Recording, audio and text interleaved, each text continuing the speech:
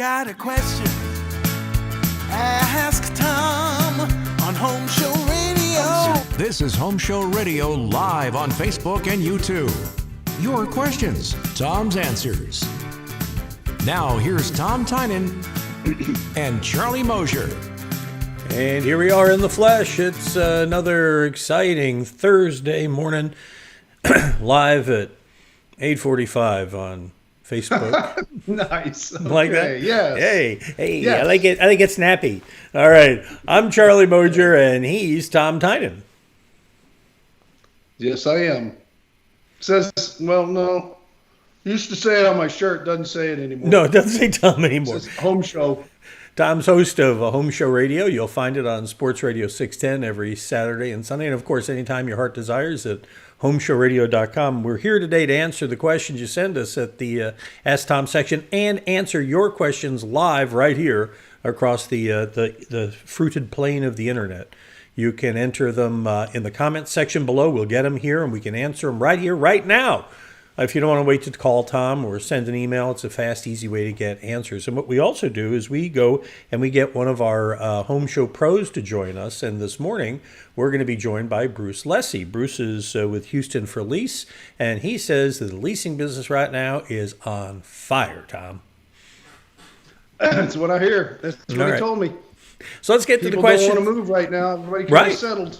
Right, because it makes no sense to sell if you're not sure about the market or how you're going to live. You know, like what happens if you lose your job and all that. He'll talk more about that here in just a couple minutes. We got a couple of questions to get through in the meantime that you send us. Here's our first question this morning. It comes from Michael, who's over in the Energy Quarter. He says, I'm building a house on Pensacola Beach, Florida. Poor guy. He says, I know the area. Okay, fine. Yes. Florida's on the sound side of, he's on the sound side of the Gulf. He says, my designer has specified open cell spray foam on the roof deck, Tom. He says, does the spray foam cause an area for termites to grow, or does the spray foam create a moisture problem since it closes off all the soffit and roof deck ventilation? What say you? I say both. In Florida, they have... you have Mediterranean and subterranean termites. Yeah. In other words, you get the ones like to fly around and get up in the roof rafters if there's water up there.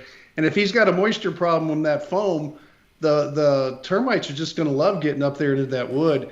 And they'll eat a house, terribly in the Florida area. So Florida is very much susceptible to really bad termite damage. That's why they have to tent these homes and gas them to get rid of all the termites that get caught up in there. So that's not the carnival. The carnival hasn't come to town when you see a tent over your neighbor's house. That's not what's going on. No, in fact, a lot of people we had a lot of people coming over from an island close by to Florida when I used to live there, and they thought they could go in these homes and rob them, and they would find dead people who were gassed in these tented homes because they didn't know any better. It took a while for them to figure out that skull and crossbone means don't go in there. It doesn't mean party going on. Yeah. No. Right. So it took a while for everybody to kind of educate themselves on that. Yeah. So just so you know, Tom and I get together in the morning. We start at 8 o'clock here on Thursday mornings recording, and we do these videos. And then when we do this, Tom leans back. You're all like too far back? Yeah, you're all lean back. You're getting too relaxed. I want you that's nice. Okay, let's get to the next question here. Okay, next question comes to us from Elisa, in the 3rd Ward. She says, I'm replacing 105 wood siding with new 105, Tom, and instead of yellow pine, she says, I'm considering pressure-treated 105 siding. The yellow pine doesn't seem to last, but I'm worried the chemical treatment may warp these boards. He says, I'm also considering a rain screen ventilation system to prevent moisture from rotting the woods. A rain screen ventilation, I'm not familiar with that one. It's a product called CoreVent. It's been around forever. They used to try to make ridge vents out of it, but it's like a corrugated plastic. And it just crushes on itself. People would walk on these ridge vents and just destroy them. So I guess they're coming up with a new vented system for walls. It's like the old skin vent we used to talk about here on the show 30 years ago. You don't do much of that anymore. I wouldn't bother going through all that work. My biggest question, though, is where's he going to get pressure-treated 105? I've not heard of that on the market. And so that means it's going to have to be specially milled, which is going to be really expensive. And pressure-treated lumber does not hold its shape well. It tends to weather very badly and crack and warp and shrink and do a lot of things that I don't think it's going to make a good siding. It'll be different. It won't rot, but it'll look horrible. Yeah, that's something. Obviously, you're the expert around here, Tom, but I've never heard of a pressure-treated 105 before. No, I haven't either. And so I think he might just be making it up or thinking it might be available. You can have anything milled, but to have this milled specifically for a project like that would be incredibly expensive because it's all going to have to be kiln dried. It's going to have to be special lumber. That's going to have to be a higher grade than most of the pressure-treated lumber is. You're going to have to go to a specialty shop to have it done one piece at a time. All right, next question comes from Rialto, California. That's the name of the movie theater in my hometown when I grew up, the Rialto. Anyway, he says, I had a new HVAC system installed a few years back, and I'm being told that it was done incorrectly, Tom, because the evaporator coil is a 3.5 ton and the compressor is a 3 ton. Is this a problem? In Houston, it would be more of a problem than in California. If it's performing for them okay, I'd say it's fine because they don't have a big humidity issue like we do in Houston. And that's why we have to be more careful because dehumidification is so important when it comes to our systems here in the Gulf Coast. But in California, it's pretty dry out there. And if it's cooling okay, the higher efficiency systems sometimes have a bigger evaporator coil. And so if it's performing, I'd say it's fine. He's had it a couple years. He'd know if it performs or not. And if it's performing fine, if not, then maybe he'll want to tweak it. But I don't think it's a major problem. That makes a real good point about air conditioning advice is that it's different for different parts of the country. And so big time. So when you write to us, and you may hear a lot of comments from Tom about how we do the air conditioning here in the Houston area, chances are it's going to be different where you live. Everywhere, Florida, wherever you are, it's going to be a little different, no doubt.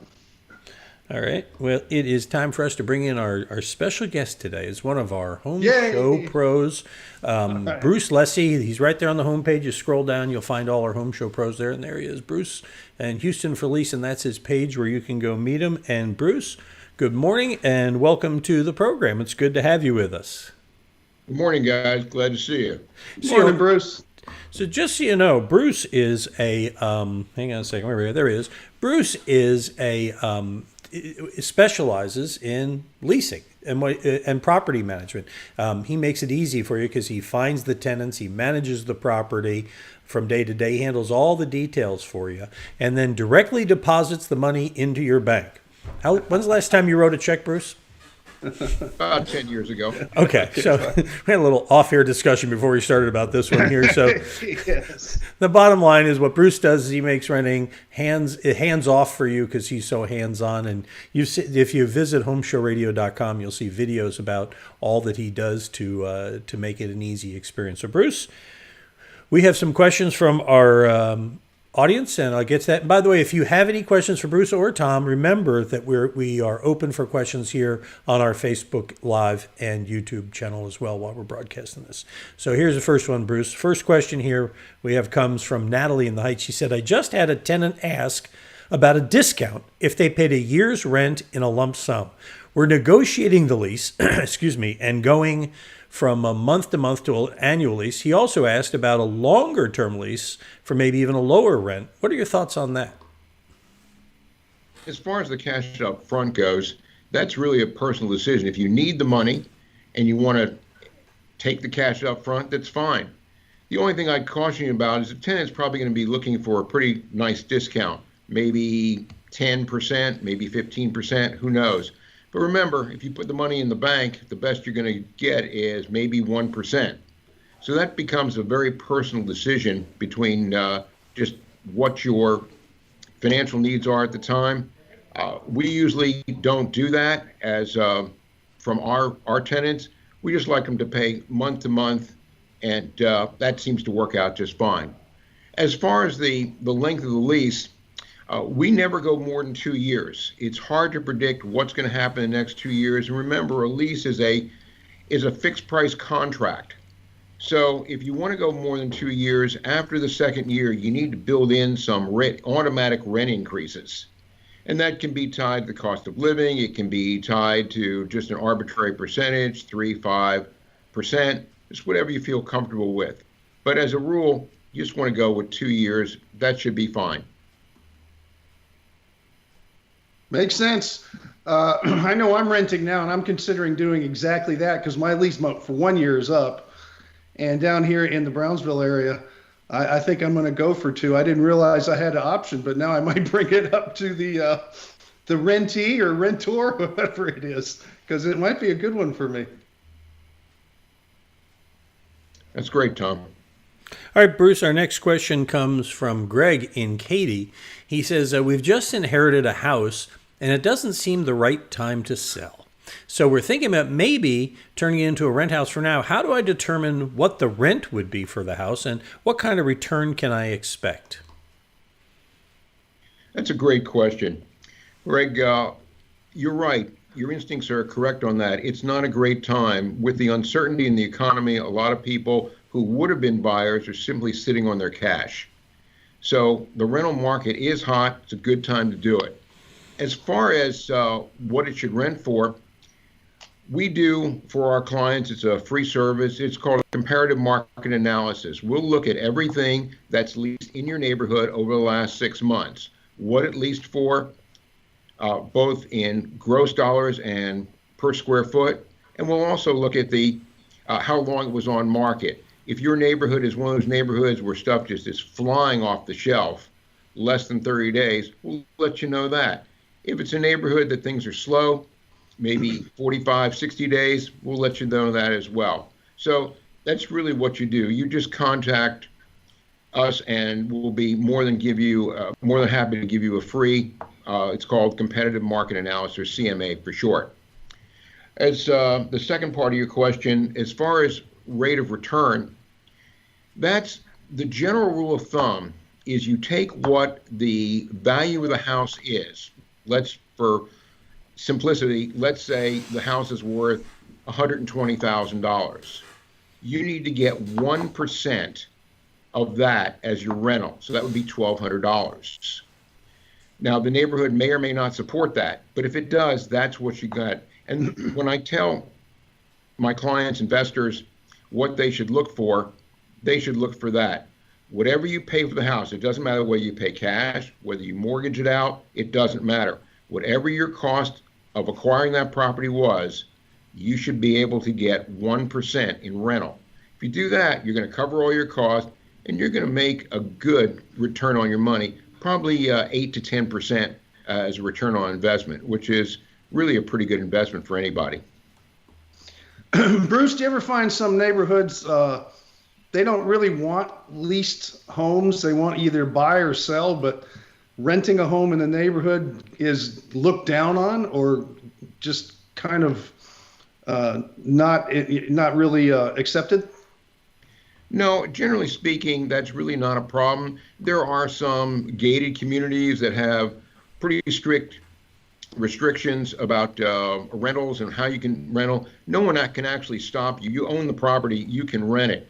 They can put down some deed restrictions that would make it difficult, like you have to submit the renter's application to the HOA. They have to prove it. You can't go a longer term than 1 or 2 years, and you can't go a short term because they don't want it to turn into an Airbnb. So always check if you're acquiring a house. Always check the deed restrictions first. And most of the time, it won't be a problem. But every now and then, we run into something like that. All right. Yeah, I think in my neighborhood, they don't want the Airbnb concept either, because I've seen some things written up by my HOA about exactly that. Exactly. That's what most HOAs, because it just creates traffic, it creates turnover. Yeah. It's just not really good. The neighbors don't like it. It's not the best thing for the community. Let's get to our last question for you here today, Bruce. This comes from Ray in Spring. He says, I've been renting a second house for 5 years. I've had 6 tenants in that time. What can I do to encourage renters to renew their lease? Am I just picking the wrong people? It's a great question. You may be picking the wrong people, but it's more likely that tenants tend to vote with their feet. If they call in for repair and you're really slow about getting somebody out there, it takes, say, a week or so to get their AC fixed, or a week to get a plumbing leak fixed, they're going to say, enough of this. I'll get my lease, I'll go to the end of the term, and then I'm out of here.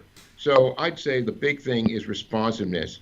If you're going to manage it yourself, that becomes your job, and your job is to respond to whatever the client, the tenant, has to do.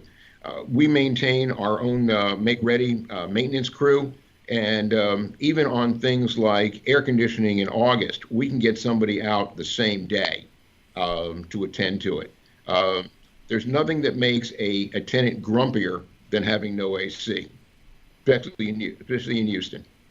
No kidding. In Brownsville, too, by the way. I'm sure that's that right. happened to me, and I had to sweat all night long because I didn't want to call her in the middle of the night. But gosh, it's no fun. You forget about that, with all the generators and stuff we have at our homes. We forget what it's like to do without. He's a considerate guy, that Tom Tynan. You didn't want to wake the landlord up in the middle of the night. That's very considerate. With air conditioning, there are 2 calls we get in the middle of the night. One is air conditioning, and the other is plumbing. Really? Oh yeah. Well, water issues have to be taken very seriously all the time. Sure. That's probably true, yes. Now, Bruce, we're live here on Facebook and YouTube and all that, and we do have a question that came in for you from Darren, one of our viewers here. He says, how is the market for rentals on larger he says horse-ready type properties, 20-plus acres in the surrounding cities of Houston? In other words, he's talking big acreage kind of properties. Are those good for rental right now? They're actually not. That's a big commitment, and most people who want large acreage, they're going to buy. And there is an uptick in large acreage properties out of the city because people want to get out of the city essentially. But from a rental standpoint, not really. That's something that he should if he wants to not living in it, wants to do something with it, he's really better off considering selling that than renting it. Bruce is one of our home show pros. And Bruce, I appreciate you making time to be with us this morning. You can find Bruce, by the way, at HomeShowRadio.com. You just go click on Find a Home Show Pro or scroll down there. We keep them all on the homepage right there. It's a Houston for Lease. And Bruce, if we were going to contact you, how exactly would what is the process if I'm going to have you rent my property? Easiest thing is just call my cell phone. Every owner that we deal with has my cell phone number. I ask them not to call it at 2 o'clock in the morning, but besides that, it's fine. But yeah, that's my cell phone number. It's on the website. If they're not comfortable with that, they can call into the office number. We've throughout this whole thing, we've never shut down. The office staff is here 5 days a week, and they can call anywhere from 8 in the morning till about 6 at night. Now, we haven't asked you anything about it, but I can't let the show end without asking you about that mural in the background. Yeah, it's a great mural. A local artist painted for me. My office has no windows. You can't see that from your vantage point, but it has no windows.